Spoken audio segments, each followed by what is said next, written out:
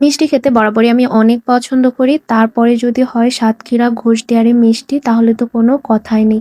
এখানে এত রকম মিষ্টি পাওয়া যায় যে খেয়ে শেষই করা যায় না।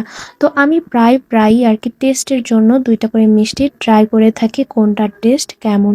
আসসালামু আলাইকুম, কেমন আছেন সবাই? আলহামদুলিল্লাহ আমরা অনেক ভালো আছি। আর পুরাটা দিনই অনেক ঘুরেছি, অনেক জায়গায় অনেক রকম ফুড ট্রাই করেছি। সবকিছু মিলিয়ে থাকছে ব্লগটি।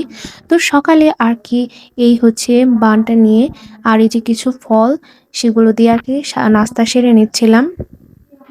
তো আর কি এগুলো খেতে বেশ ভালোই লাগে আমার কাছে।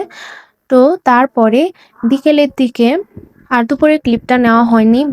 বিকেল না সন্ধ্যায় হয়ে গিয়েছিল আমাদের যেতে দড়াটানা ব্রিজে চলে গিয়েছিলাম। আর যশোরে যারা থেকে থাকবেন তারা আর কি এই জায়গাটা বা প্লেসটা যে কি পপুলার সেটা সবাই জানে। এখানে বাচ্চা থেকে শুরু করে বয়স্করাও হাঁটতে আসে। আর এখানে কিন্তু একদম সন্ধ্যার সময় খুবই জমজমাট অবস্থা থাকে। যশোরে আর কি প্লেস বলতে এই জায়গাটায় আর কি সবাই আসে। তেমন কোনো আসলে দেখার ঐরকম প্লেস নাই।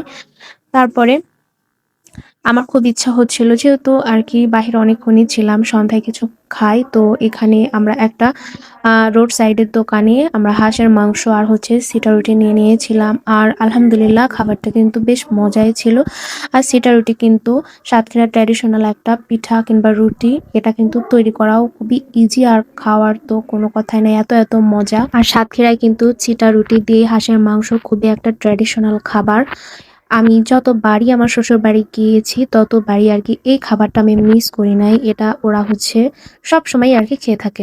কিংবা গরু মাংস দিয়ে হচ্ছে সিটা রুটি। আর আমার শাশুড়ির হাতের এই সিটা রুটিটাও কিন্তু খুবই মজা হয়।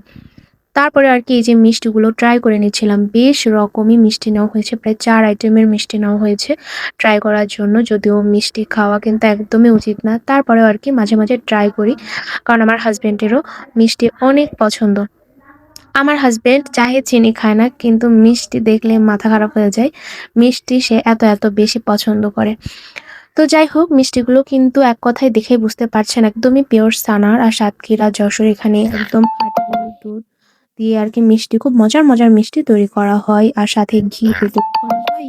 তারপরে আরকি আমরা এয়ারপোর্টের দিকে ঘুরতে গিয়েছিলাম। সেখানেও কিন্তু অনেক সুন্দর একটা প্লেস ছিল। এখানে রাতের বেলা আসলে বোঝা যাচ্ছিল না। বাট হচ্ছে অনেক সুন্দর জায়গাটা। দিনের বেলা গেলে এরপরে শেয়ার করব।